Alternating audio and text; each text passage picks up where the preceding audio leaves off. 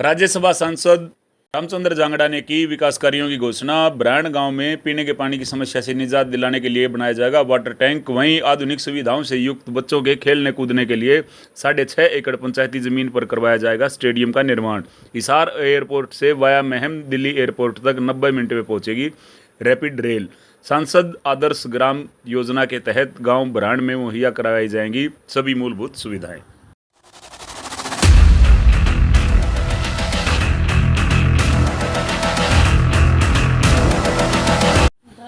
राज्यसभा सांसद रामचंद्र जांगड़ा ने विकास कार्यों से जुड़े सभी विभागों के अधिकारियों के साथ सांसद आदर्श ग्राम योजना के तहत गोद लिए गए गांव ब्रांड का दौरा किया। राज्यसभा सांसद का बामलो वाली चौपाल में पहुंचने पर ग्रामीणों द्वारा ढोल नगाड़ों फूल मालाओं से पगड़ी बांधकर जोरदार स्वागत किया गया। ग्रामीणों ने सांसद के सामने 50 विकास कार्यों की मांगे रखी, जिनमें से 33 कार्य गलियों के निर्माण से संबंधित रखी गई। ग्रामीणों की मुख्य मांग पर ब्रांड से खरकड़ा रोड पर पीने के पानी की समस्या समाधान करने के लिए नए जल घर का निर्माण करवाने तथा सभी आधुनिक सुविधाओं से युक्त 6.5 एकड़ जमीन पर स्टेडियम का निर्माण करवाने की घोषणा की। ग्रामीणों की मांग पर गांव से खेतों तक पक्के रास्ते करवाने के लिए पंचायती राज अधिकारियों को एस्टीमेट बनाकर भेजने के निर्देश दिए ताकि इन कार्यों को चालू करवाया जा सके। राज्यसभा सांसद ने ग्रामीणों को संबोधित करते हुए कहा कि सरकार की यह योजना है कि आदर्श ग्राम योजना के तहत गोद लिए गए गांव में तमाम मूलभूत सुविधाएं उपलब्ध करवाई जाएं। राज्यसभा सांसद को जगमग योजना के तहत 24 घंटे बिजली मुहैया करवाने के सवाल के जवाब में ग्रामीणों ने बताया कि ग्रामीणों ने मीटर बाहर लगवाए हुए हैं।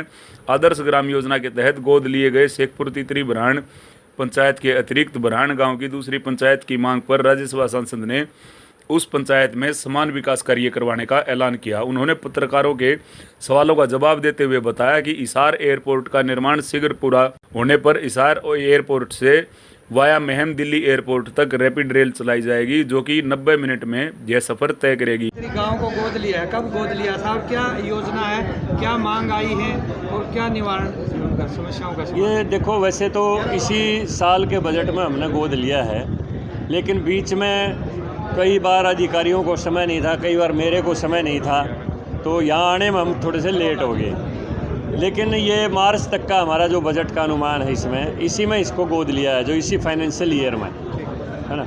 और सांसद आदर्श ग्राम योजना के तहत जो गांव लिए जाते हैं उसमें प्रायोरिटी मैंने ब्रांड को दी है, क्योंकि हमारा गोहांड का साथ लगता गांव है, अपना घर ही माना जाता है। तो आज सभी विभागों के अधिकारी यहाँ पर मौजूद हैं। सबके सामने गांव ने जो भी काम लिखे वो पढ़ के सुना दिए। इन थोड़ा रास्ता नहीं के भी हैं, इलेक्ट्रिसिटी के भी हैं, पंचायत डिपार्टमेंट के भी हैं। तो कुल मिला के जो है ये जो काम है, हाँ, ये 50 के लगभग काम है।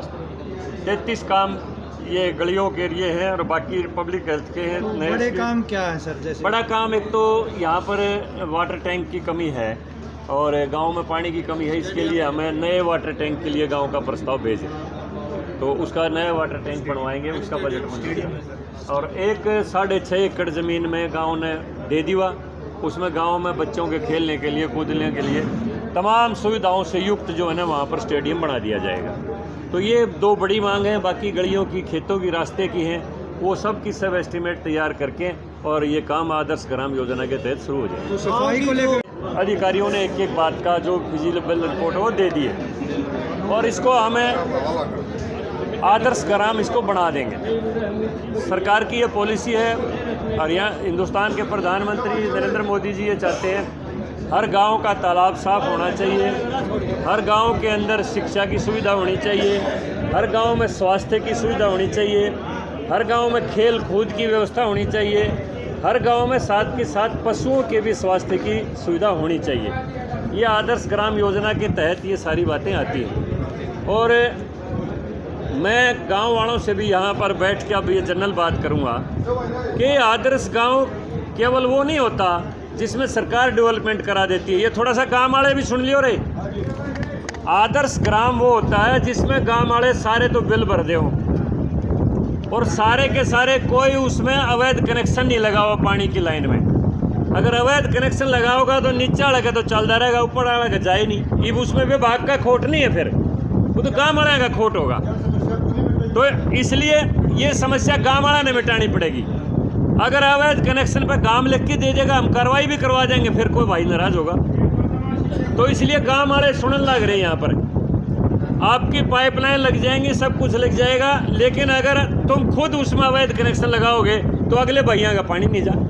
फिर विकास के लिए हर हल्के को बराबर में विकास का पैसा देते हैं। पहले मुख्यमंत्री ऐसे आए हैं जिसने कहा कि हरियाणा एक, हरियाणवी एक, समान विकास होगा, चाहे वहाँ से हमारा एमएलए हो और चाहे ना हो। गांव में विकास में कोई कमी नहीं, तो बात नहीं करी जाएगी। पहले सरकारें ये तो बात करती थी, कहते थे वोट तो दो, फलाना नहीं रुपये भी उस सभा ले लियो। मनोहर लाल की कभी भी ये नीति नहीं रही। ये नीति है भाई हर गांव में समान विकास होना चाहिए, भाई बना दिया के दे देंगे। तो इसलिए मोदी जी का भी ये संकल्प है, जितने योजनाएं अब बनी हैं हिंदुस्तान में 2014 के बाद, आप देखो सरकार में क्या कानून थे, कितने कानून तो ऐसे थे जिनकी कोई ज़रूरत ही नहीं थी।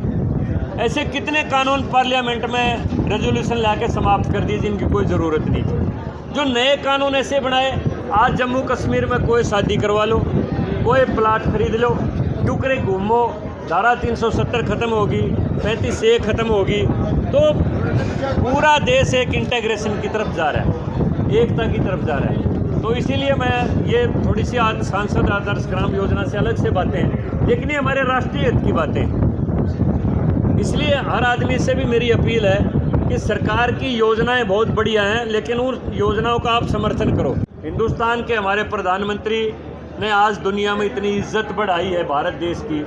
आपने देखा होगा यूक्रेन का युद्ध चल रहा है, यूक्रेन में जितने हमारे देश के स्टूडेंट वहाँ पर पढ़ते थे, जिसका हाथ में तिरंगा डंडा दे दिया उसको किसी ने हाथ नहीं लगाया, वो सुरक्षित निकल गया। और हमारे लिए सबसे बड़े गर्व की बात है कि पाकिस्तान, जिसको हम अपना दुश्मन देश मानते हैं, वहाँ के स्टूडेंटों ने भी वहाँ से बाहर निकलने के लिए तिरंगा हाथ में ले लिया और वो सुरक्षित निकल गए। इतनी इससे बड़ी कोई हिंदुस्तान के लिए इज्जत की बात हो नहीं सकती है। आपने कभी कल्पना की थी ये हाईवे जान लग रहे हैं, ये हम चंडीगढ़ में तीन घंटे में जा सकते हैं। यहाँ बुरहान से चंडीगढ़ जाना हो तो 2.5-3 घंटे में चले जाएंगे, पहले 7 घंटे लगा करते और आधा तेल जड़ेगा। तो इतना इंफ्रास्ट्रक्चर बना दिया। अब जल्दी मेरी अभी रेलवे मंत्री से बात हुई थी, मैम की रेल लाइन की भी जल्दी सीटी बजने वाली है।